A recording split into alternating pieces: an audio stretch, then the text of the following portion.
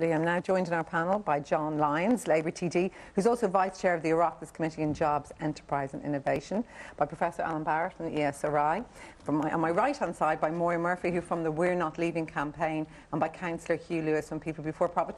First of all, starting with you, John Lyons, a number of people in George's film said the €100 dole cut, it hasn't incentivised the guys to go out and get work because, frankly, it's not there. But it's left them with hardly any money at all to find work, to print CVs, and they're totally dependent on their parents if they're living at home. I mean, firstly, Miriam, I wouldn't disagree with anybody saying that €100 is difficult to live on, and I know that firsthand from many of the people in my own area in Ballymun and Finglas.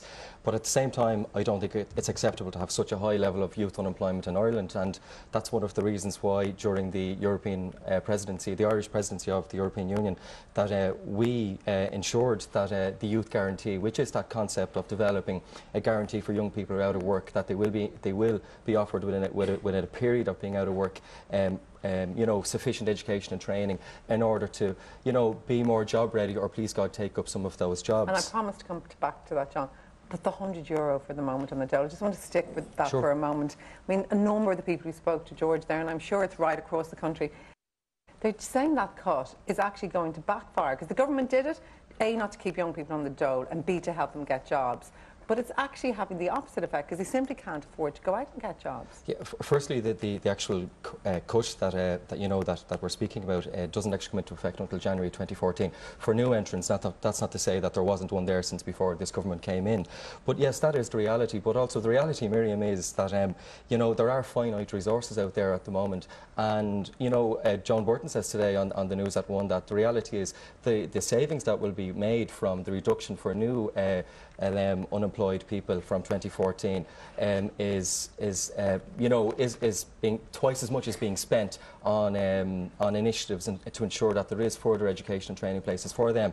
So I mean, but you're not suggesting, of course, John, you're not that the people in the original dole before the cut were quite happy to settle with that and weren't out seeking jobs. Far from it at all, Miriam. I do not, and I wouldn't disagree with the fact that €100 for anybody is difficult to live on. But there are finite resources, and a decision was made that with finite resources, do we put some of that, which what other countries that have best practice around low youth unemployment rates, they put some of that money into actually developing services for people in order to ensure that they may have a better opportunity of taking up jobs. And yet I realise the cuts have to be equally distributed, but even George pointed out there in his film, like this group of the under-25s, they seem to be overwhelmingly affected more than any other groups in our society.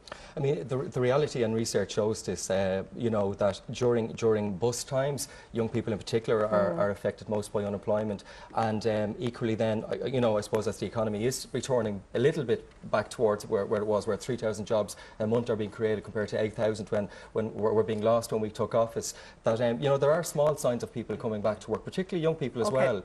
Let me bring in Moria Murphy. You're from County Clare. What's the name of the village you're from, by the way? Cllr. You're one this came We're Not Leaving campaign. First of all, tell me about that, and then I'll get you to react to John. Yeah, well, the We're Not Leaving campaign is a recently set up campaign, and just actually last weekend we had a Young People's Assembly where many young people came together to address the youth crisis that's currently existing in Ireland.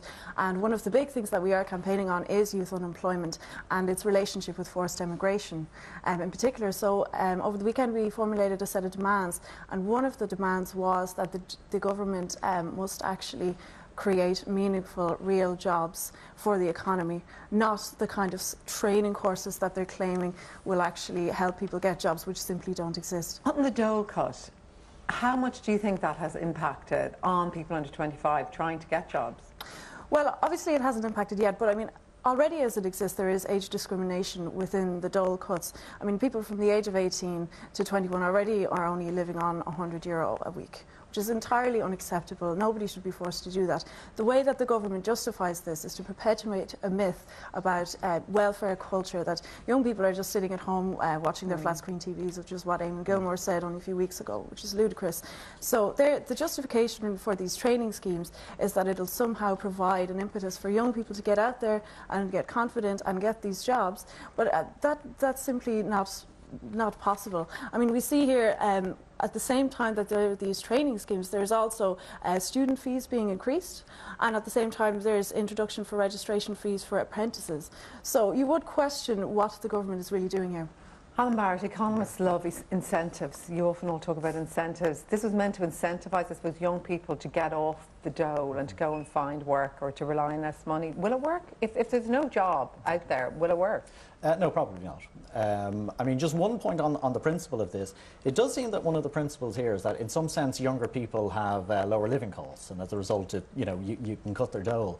I'm not necessarily saying I was against this. I mean, we have a fiscal crisis, and I think if you're going to start complaining about cuts, you have to say, well, where else would the cuts have come? But on this specific one, I mean, for a long time in Ireland we paid women less, and the argument was in some sense, oh well, women had, they didn't have families to bring up or whatever, like at least they weren't the breadwinner. Now we abandoned that notion a very, very long time ago. We generally treat all adults equally, so I just did think that was a bit strange. In terms of the incentive effect, no, it probably won't work. For the simple reason that really the youth unemployment crisis, we can call it that, but it's still just the economic crisis. Okay, it is still fundamentally the problem that we don't have enough jobs to go around, and ultimately the thing we really need to do is to get the economy starting to move, and when that happens, the hope will be, of course, that jobs will come around and that young people will be in a position to get those jobs. But having said that, I think one of the great fears and worries that we have is that we know the longer people are out of work, the more difficult it is for them to get back into work. So we have at the moment, we have this current problem of youth unemployment, but where we're really worried about it is that even if things turn around, it doesn't necessarily mean that people are going to plug back in seamlessly. And what we also know is that even if people get jobs, one of the worst things about sort of entering the labour market at the time of a recession is it can actually affect you for the rest of your career. It's the scarring. It's the scarring effect. It's not necessarily the case that you're going to jump back to where you otherwise would have been. You can now spend the entire of your life behind where you otherwise would have been. And this is why we worry about youth unemployment. I mean, there's middle-aged unemployment, there's elderly unemployment, but there's a specific worry about youth unemployment because it can affect people essentially for the rest of their lives. On that dole cut, which we'll now move off in a moment, but I suppose the idea, Michael Noon on the night of the budget felt that it's bad to leave people on the dole for too young, especially young people, and if you can incentivise them to get off it, that's a good thing. Can you see where and why you made that decision? Well, of course that would be a good thing if the incentive was to get a job, but the problem is that there are no jobs in our society. So how do you incentivise people to actually get jobs? Do you incentivise the employer to provide the jobs, or do you slash social welfare in a society where there aren't jobs in the first place? So the idea and the narrative put forward by John and his government that somehow slashing social welfare will incentivise people to get to work is discriminatory against young people, and it's a very negative attitude towards young people, as if they want to stay at home. The facts are there. During the height of our economic success in this country, young people were at work. When there was jobs there, young people were passionate and were out working. They weren't sitting home watching flat screen TVs, as been put across. And also the evidence is there. If young people are ready to and take the big step to emigrate out of this country, then what else are they looking for? Only for work. And they're doing it in their droves and in their thousands, and they'll continue to do it if the policies of the government carry forward. Can I just say, just very quickly there, Miriam, I've grown up in Ballymun. I still live there. Chose as an adult to make that my home as well. There are people in the area that I represent who live in second-generation jobless households. So there are young people who I actually taught in school out in the area as well, who have never had a parent or a sibling in their family ever go to work. Now, I want options for those people. I want them to be, first of all, equipped to take up jobs that are coming on. And Hugh, it is wrong to say that there are no jobs being created. The fact is, I mean, we got to deal in facts when we're talking about such a sensitive issue. There are 3,000 jobs, as we know, a month being created, as opposed to 8,000 being lost a month when we came in. So there are jobs being created, and we have to be fair on that. And it's important to ensure, particularly given the wage scare and the other effects that are given to young people in particular, as opposed to other people who are unemployed, that we ensure that they are not left behind. Okay, Hugh, come on. Well, let's deal with the facts. 1,000 people are emigrating out of this country every week, and John, I'm from as much a working class community in Ballybrack as yourself, and the vast majority of households in Ballybrack, in Ballymun, or for any working class area, for example, did work and have worked for the last so many generations. It's the vast majority will work when the jobs are there, and they want to be working. But precisely the people that aren't working in our communities, the people I meet every day of the week that tell me they're heading off in a couple of weeks because they can't find work, are construction workers and people who used to work in the construction industry, led into the industry by the government, and are now failing miserably to deal with these people. And it's an awful shame, because construction workers of all people could actually be put to work. There could be good public enterprises if the government so chose so. And of course we have finite resources, but it's a political choice where we put our resources. Do we put our resources into banks, for example, 9 billion in interest payments, the same budget we're spending on education? So where do we funnel the money? Do we recognise young people, or do we recognise the I just want to bring Niamh Randall in my audience there. You're from Simon, Niamh, and I know on a daily basis, on a practical level, you're actually seeing the impact of that dole cut and what it can mean for people for the future. I suppose specifically what we're concerned about in the Simon communities of Ireland are very vulnerable young people, and particularly this social welfare cut is going to have a real impact on vulnerable young people, causing homelessness in the first place, but actually also preventing young people from moving out of homelessness because they actually can't afford to do so. And we did see that with the 2009 welfare cuts, so the evidence is there to support that. So I think these changes make an awful lot of assumptions that young people live in their family home, that they can live in the family home, that the family can afford to support them, and we heard Leon speaking about that on the video there, where he spoke about the pressure on a large family. So there's a number of assumptions made there, but I also think that we see two arms of the state effectively working against one another, where there's a commitment to end long-term homelessness by 2016, yet another arm of the state is actually making decisions and implementing policy which might cause homelessness to happen in the first place, but also prevent people moving out of homelessness. Fair point, actually, yeah. To move on a little bit from that dole cut to these training courses you're all talking about, the training guarantee, as the government talks about.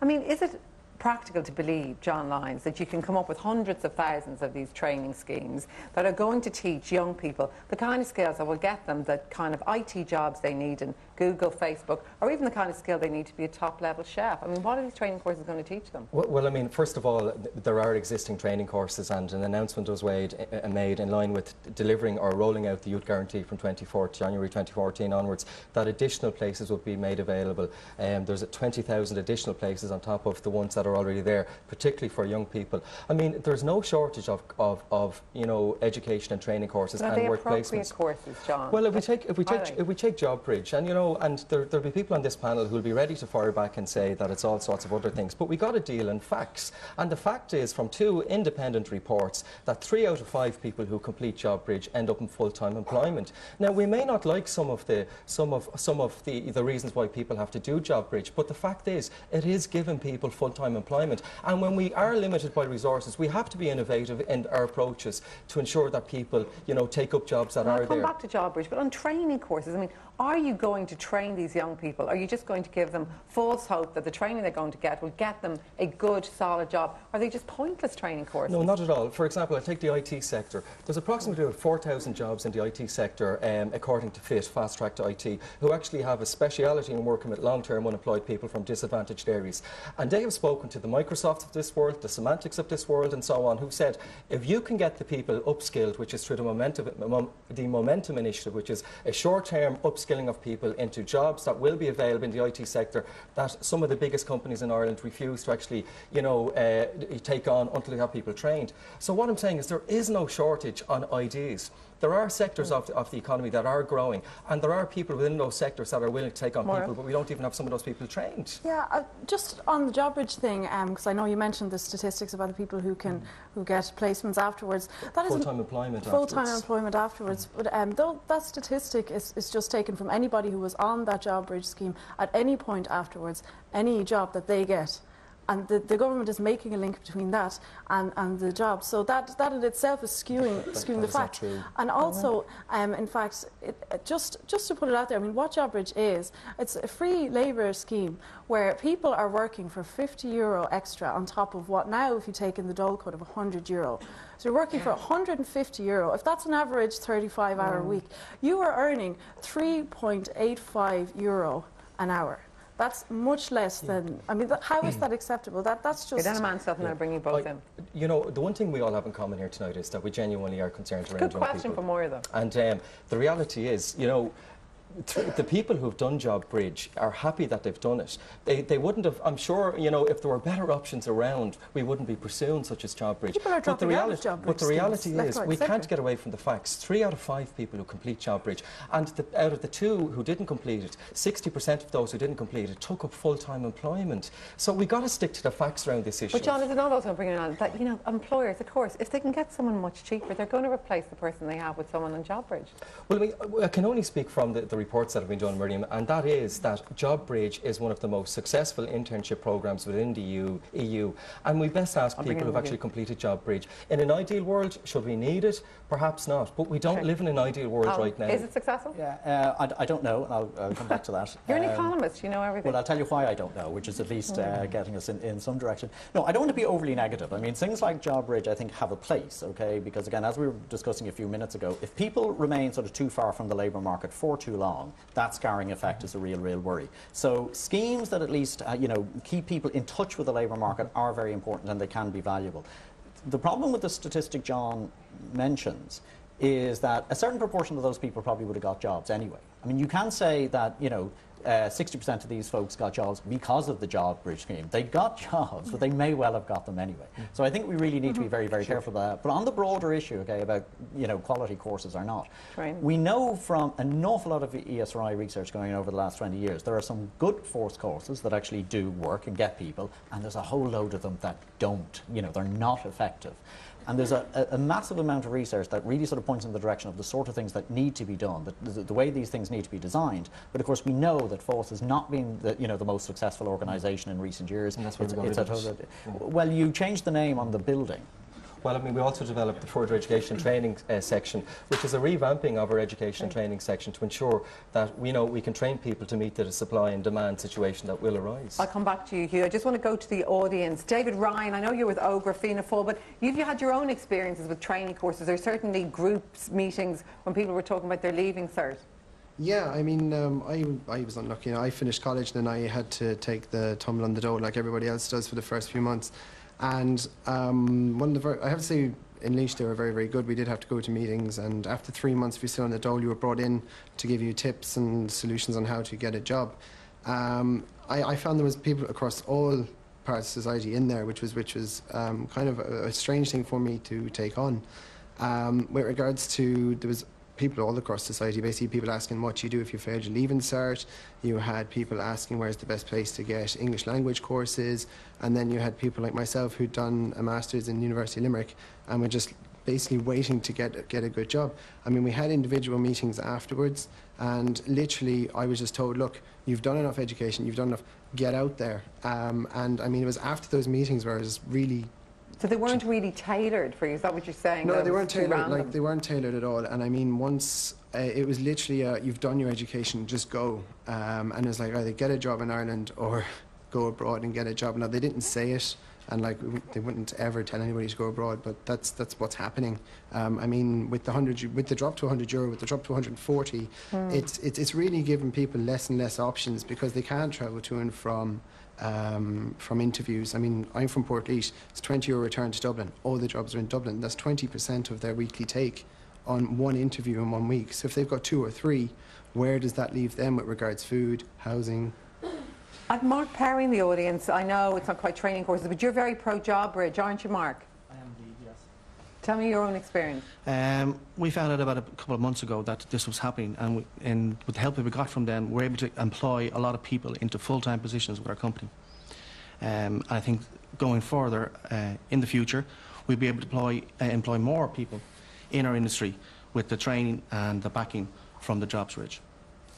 And what I'm not talking about you, obviously, but what about the danger that employers, obviously, if you can get somebody cheaper, you might get rid of somebody full-time who's costing you more money and replace them with a cheap young person? No, these are new full-time positions. Okay. All right, we're not letting anybody go for this reason. We are taking on new staff for full-time positions.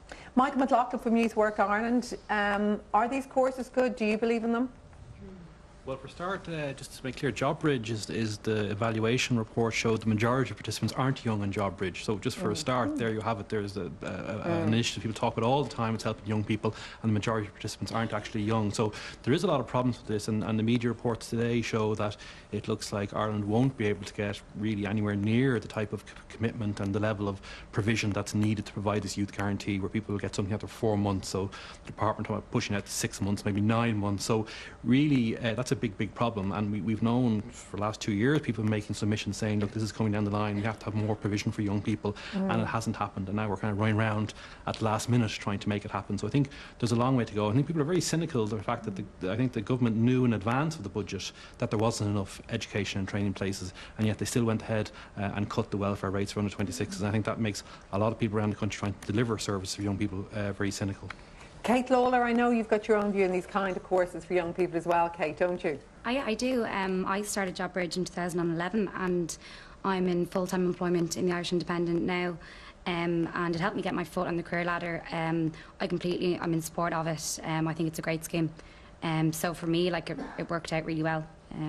So you're proof. Basically, you're the proof that it does work. John, I mean, you obviously booked her for the audience tonight. And as well as everyone else, I found it really hard to get work after I left college, and I did what I'm doing in the Independent now isn't what I studied. So I was thinking of going back to college or paying for a course, but instead I upskilled by doing JobBridge, and I managed to learn new skills by going into it. And at the end, I was offered a job, and I'm now working there full time, and I absolutely love it. That's great, because it's great to hear great success stories. Grace Wells, what's your own experience, Grace? Okay, sorry, over here, I work in the Centre for the Unemployed in North Clondalkin. I'm around long enough to remember the last crisis that we had, and I just think it's really unfair the way young people are being treated. And I do have a question in terms of, when does a young person become an adult? Excuse me, because if you look at the report that George Lee referred to there, I mean, what I heard before was that, the slashing of supports to young people was about incentivising them to take up jobs that are not there, to take up training that there just isn't enough of, and that it was about incentivising. But what George Lee referred to there in that report was that the government are saying now, which I only hear now, is that, parents are being forced now to look after their young unemployed children. Now, I'm looking around the audience here, and I don't see any children sitting in this audience. I see adults, young women, young men, who are being absolutely demoralised by what has happened in this country. I have 2 children who are in Australia. 4 years ago, when my son became unemployed, he was nearing the end of a mechanic apprenticeship. And I remember going to a TD in my area who was a junior minister at the time, and I asked him to please do something to ensure that there wasn't a crisis for young people. Don't allow young people to sit around. There was nothing done. And you referred to momentum. Now, correct me if I'm wrong, I might be wrong in terms of the length of qualifying period, but a lot of these programmes that you're referring to have qualifying periods, which means that the individuals going on those programmes have to actually sit on the dole for a certain length of time before they can access them. That doesn't make sense. To stick on immigration for a moment, and then I'll bring you in, Hugh. I mean, what's your own view on immigration? You don't think it's the worst option for a young, unemployed person, do you? Let me be very, very clear about it. I mean, forced immigration is a horrible thing. And, I mean, this is one point where actually the recession has a very big impact on parents. I mean, we often talk about, the recession, how it's impacted on young people, but I mean, parents suffer enormously when their kids go away. So I don't want to sort of belittle this or pretend it's not a horrible issue. But the truth is, we've talked already about the dangers of being unemployed and staying unemployed for a very long time, and it's clear that has a very negative impact on your career prospects and throughout your life. By contrast, I mean, if you emigrate, you are at least staying connected to the labour market for a period of time. And we know from a lot of research that actually your career possibilities can improve dramatically because you've worked away. So all I'm saying is, from an individual perspective, emigrating is probably a better economic decision, okay? But obviously life is about much more than economics. Quick comment from both of you. Absolutely, yeah, but just on the issue of JobBridge, because John's made a lot of assertions there, and that lady in the audience is an example of how an internship could work, but the reality of JobBridge is starkly different. 75% of people that enter JobBridge do not finish JobBridge, so 25% of people may have a chance of getting work out of that. And the vast majority of people that do sustain full-time employment may have been employed otherwise, but the reality is the material effects of it is to drive down conditions in workplaces and have free labour. Moira, because you set up that whole movement about leaving, what about your reaction to Alan's point that it's not the worst option if it's not forced? If it's not forced? Well, we would say that the majority of immigration, and it's difficult to define broadly because, you know, there's a lot of complex factors, but a lot of immigration that's happening in Ireland right now is forced. And what that leads to is absolutely what we would see as a mental health crisis. That is the family that's left behind, but also the people who are being forced to leave, because they're living in new situations with people they've never met before. They don't want to be there, and that's not an acceptable way to treat people in our society. And the government is actually actively encouraging this as well. We've seen that with 6,000 people receiving letters from the Department of Social Protection advertising jobs abroad. Last word to you, John. There hasn't been a street or a family, I'd say, in this country that hasn't, you know, had forced emigration, and it's not tolerable without a doubt. And you know, but all I will say is, you know, the government doesn't have all the solutions. We do not have the silver bullet on what needs to be done to ensure that every young person in Ireland has an opportunity. You know, but we do have a number of opportunities there, and the biggest one is the rollout of the Youth Guarantee next year, which will ensure that some young people will be given options that aren't currently being given options. Alan, Moira, Hugh, and my audience, thank you all very much for chatting to us tonight. David. Tomorrow, the campaign group Terminations for Medical Reasons will outline